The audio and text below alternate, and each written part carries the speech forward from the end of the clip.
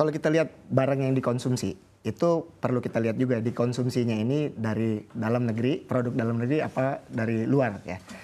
Nah, kalau kita lihat kebetulan industri otomotif kita ini lumayan penting. Ya, kita cukup besar, kita produksi mungkin mobil 1,4 juta setahun, dikonsum dalam negeri 1 juta, 400.000 diekspor. Motor mungkin 5-7 juta setahun ya, tergantung tahun-tahunnya. Jadi ini very significant multiplier effect ya. Kita bukan hanya bilang kita orang Indonesia beli mobil, beli motor.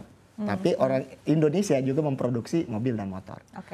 Kenapa kita perlu ciptakan juga dorong market ini ke EV supaya industri-industri ini juga ikut tertarik membangun. Karena kita perlu up to date industri kita. Kalau kita lihat tren dunia yang saat ini beralih dari combustion engine ke EV dan kita tidak mampu membentuk ekosistem industri ini, bisa jadi nanti ke depan industri itu terbentuk di luar negeri, masyarakat kita konsumsi tapi buatan luar negeri semuanya. Nah, ini sesuatu yang harus kita rencanakan mulai dari sekarang dan so far dengan adanya insentif ini, dengan adanya Perpres 55 waktu itu adalah industri ini mulai terbentuk. Produsen motor udah mulai banyak, ada puluhan, produsen mobil udah beberapa juga masuk di sini dan minat juga banyak. Dan ini yang harus kita ensure masuk ke Indonesia dan kita bisa punya industri yang sehat selain mengkonsumsi tadi. Baik, artinya memang jangan sampai kita tertinggal begitu seperti misalnya produk-produk teknologi yang saat ini juga kita tidak menjadi pemain begitu ya, padahal kita memiliki pasar yang begitu besar ya Pak Rahmat. Nah, kemudian dari Anda sendiri Pak Komaydi begitu, kalau kita berbicara sekali lagi terkait dengan mobil listrik ini tidak hanya tadi ya kebijakan subsidi kemudian dipakai oleh masyarakat, tapi juga memang ada manufakturnya yang juga tengah dibangun oleh pemerintah, kemudian juga ekosistemnya juga tengah dibangun di dalam negeri dan ini juga akan bermanfaat tentunya bagi perekonomian Indonesia ke depannya begitu ya. Tanggapan Anda untuk long termnya sendiri, untuk mobil listrik ini sendiri bagaimana Pak Komaydi?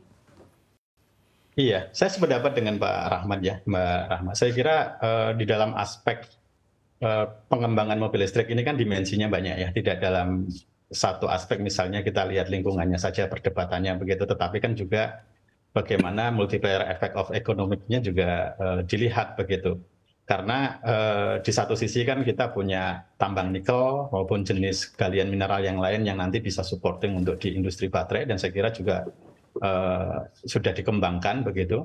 Kemudian seperti yang disampaikan oleh Pak Rahmat tadi kan ini kalau selama ini katakanlah kita didominasi dari market luar yang kemudian kita hanya sebagai pembeli atau konsumen, alangkah lebih baiknya kalau kemudian kita terlibat secara aktif di dalamnya memang nilai tambah ekonominya tentu akan lebih menyebar atau merata ke masyarakat, lebih banyak kita nikmati begitu ya, maupun nanti tentu ada aspek TKDN instrumennya maupun yang lain-lain itu masalah teknisnya, tetapi secara makroekonomik sebetulnya memang potensinya sangat luar biasa besar. Hanya saja memang suatu kebijakan atau public policy alangkah baiknya kalau memang konstruksinya atau perencanaannya ini secara menyeluruh begitu ya.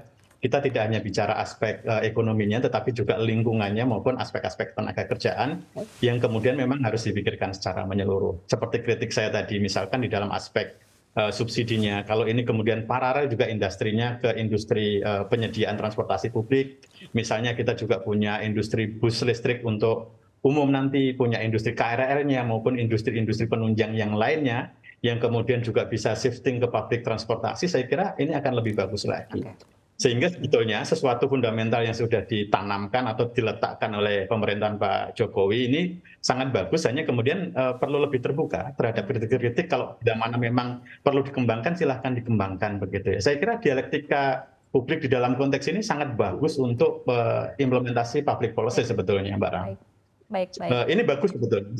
Tapi saya kira perlu legowo saja kalau memang ada yang kurang diterima, diperbaiki apa-apa yang memang perlu diperbaiki. Baik. Terima kasih Pak Komaydi. Kemudian dari Pak Satya terakhir begitu ya, menurut Anda ketika kita berbicara terkait dengan transisi energi ini juga komitmennya begitu luar biasa begitu ya. Sementara kita ketahui juga bahwa kebijakan dari pemerintah mungkin juga bisa berganti, apalagi di tengah juga pergantian kepemimpinan begitu ya. Nah, dari Anda sendiri dari DEN khususnya begitu untuk terus menjaga seperti apa agar kebijakan ini bisa terus konsisten dan juga mendukung keberlangsungannya secara lebih lanjut lagi seperti apa Pak? Ya, kita itu salah satu tugas DEN itu adalah membuat kebijakan energi nasional ya.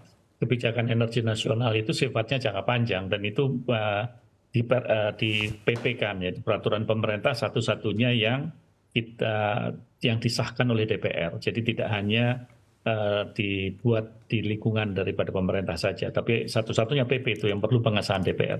Nah, yang kedua juga kita punya RUEN, Rencana Umum Energi Nasional, yang sekarang lagi dalam tahap kita revisi karena banyak sekali prediksi pertumbuhan ekonomi yang tidak seperti yang dilakukan sebelumnya atau yang terjadi forecasting yang sebelumnya. Sehingga kita menganggap memayungi siapapun yang memimpin negeri ini dengan kebijakan energi nasional yang disahkan dan sifatnya jangka panjang.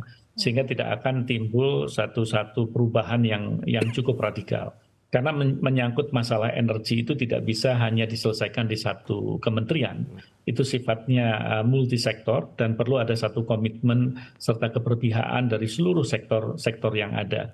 Jadi saya yakin arah yang dilakukan hari ini sudah menuju kepada jalan yang benar, ya, arah yang betul-betul kita harapkan karena kita menginginkan penurunan emisi karbon yang signifikan pada tahun 2060 dan kita secara bertahap. Dan yang kedua, saya sepakat sekali, jangan jadikan Indonesia sebagai extended market dari dunia luar. Ya, kalau bisa kita itu bisa menjadi market center, tidak hanya dari sisi pasar, tetapi juga menjadi produser.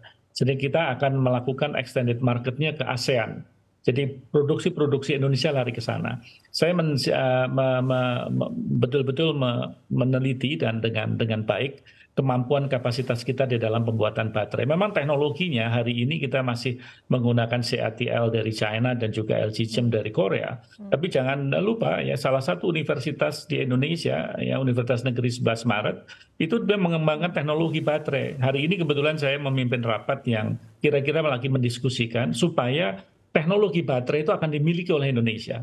Karena tidak mungkin kita menyerahkan teknologi baterai itu kepada asing yang akhirnya kita akan menjadi extended market daripada dia. Karena baterai menjadi jantung, apabila itu bisa kita kuasai tidak hanya sumber daya alamnya, tetapi juga teknologinya, maka saya yakin kita akan mandiri dan bahkan menggunakan negara lain sebagai market extension dari yang kita miliki di Indonesia.